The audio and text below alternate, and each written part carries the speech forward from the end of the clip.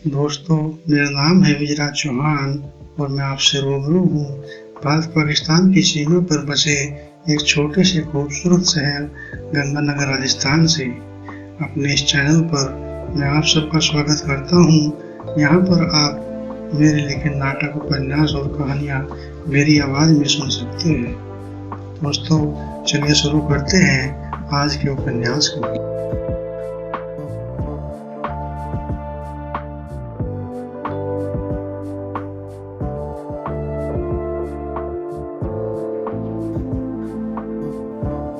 ऐश्वर्या जिसे लारा के पास आए कई दिन बीत गए थे।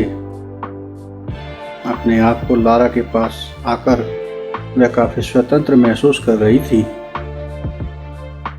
घर पर थी तो उसे वहां बंधन सा महसूस होता था, लेकिन यहाँ किसी प्रकार का बंधन नहीं था। आजादी ही आजादी थी, जो मन चाहे करो, जो मन चाहे ना करो। इसके अलावा उसे लारा के रूप में भी एक ऐसी मार्गदर्शक मिली थी जिसके जीवन में नियंत्रण नाम का कोई शब्द नहीं था। इसलिए लारा की आदतों से वह काफी प्रभावित थी। वह हमेशा उसे जीवन के इस सफर पर अपने से ऊंचा समझती थी। उसके पास रहने लगी तो धीरे धीरे उसकी आदतें भी सीखने लगी थी। वह पहले कभी शराब न पीती थी, लेकिन बीते दिनों में कई बार लारा के साथ ड्रिंक ले चुकी थी। अपने पद चिन्हों पर अपनी शिष्या को चलते देख लारा बहुत खुश थी।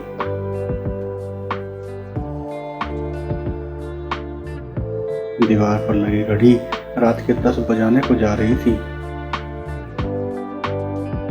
लेकिन लारा और ऐश्वर्या ने अभी तक डिनर न किया था।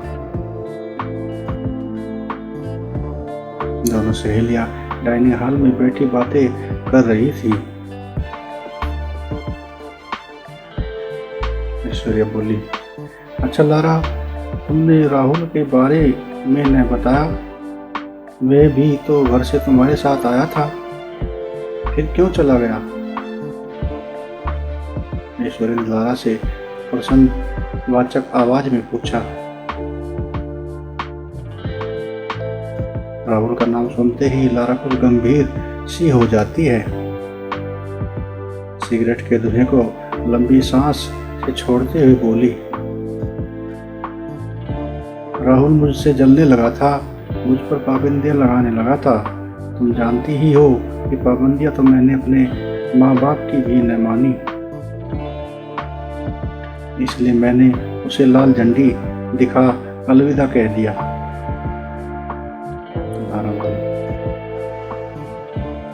लारा का टका सा जवाब सुनकर ऐश्वर्या चुप थी। नौकरानी मुन्नी ने खाना लगा दिया था। आओ अब खाना खा लो, फिर ठंडा हो जाएगा। सोफे से उठकर चलते हुए लारा बोली। दोनों सहेलियां डिनर करती है।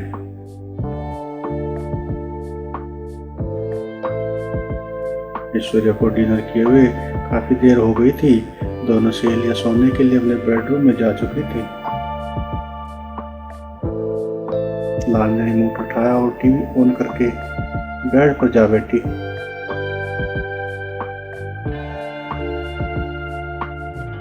अचानक ही पास रखे मोबाइल की घंटी बजी तो लारा ने उसे उठाकर फोन किया और ऐश्वर्या से कुछ दूर जाकर बातें करने लगी। लगभग 2 मिनट बाद लौटी तो काफी खुश नजर आ रही थी। उसने फोन को बेड पर रखा और सेफ से कपड़े निकालने लगी। ऐश्वर्या ने इतनी रात गए लारा को सेफ से कपड़े निकालते देखा तो कुछ न समझ पाई। आखिर अंत में लारा से पूछ ही लिया। अब इतनी रात को कहाँ जा रही हो? अपनी ड्यूटी पर। ड्यूटी? कैसी ड्यूटी? मेरे तो कुछ समझ में नहीं आ रहा है, साफ साफ बताओ, कहाँ जा रही हो? कुछ विदेशी मेहमानों को रिसीव करने जाना है। तुम्हारा मन चाहता हो तो तुम भी चलो। नहीं नहीं, तुम जाओ, मेरा मन नहीं। अपनी कुछ उदास बुरी आवाज में ऐश्वर्या ने जवाब दिया।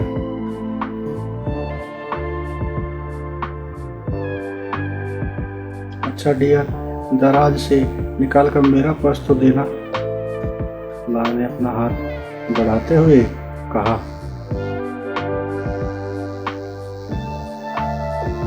ऐश्वर्या पीछे मुड़ी और दराज से एक काफी हल्का और मखमली पर्स निकालकर लारा को दे दिया।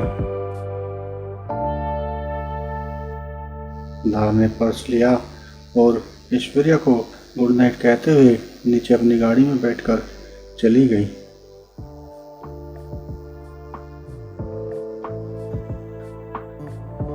सुबह जब ऐश्वर्या की आंखें खुली तो सूरज की रोशनी कमरे में काफी दूर फैली हुई थी।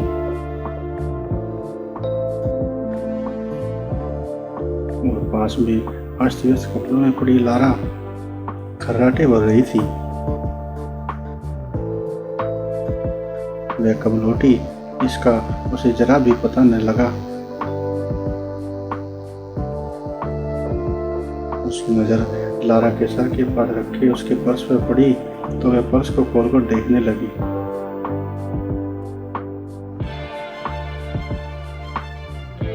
ऐश्वर्या ने पर्स को देखा तो देखते ही रह गई। पर्स के अंदर पैसों के 5-6 बंडल थे। उसने पर्स को चुपके से वहीं रखा और वह सोच विचार में डूब गई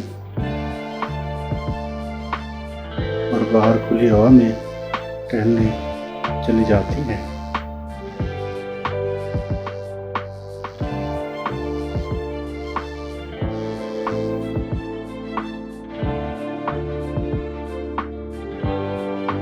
अपनी इन्हीं लाइनों के साथ ही आज के प्रोग्राम को यहीं पे विराम देते हैं।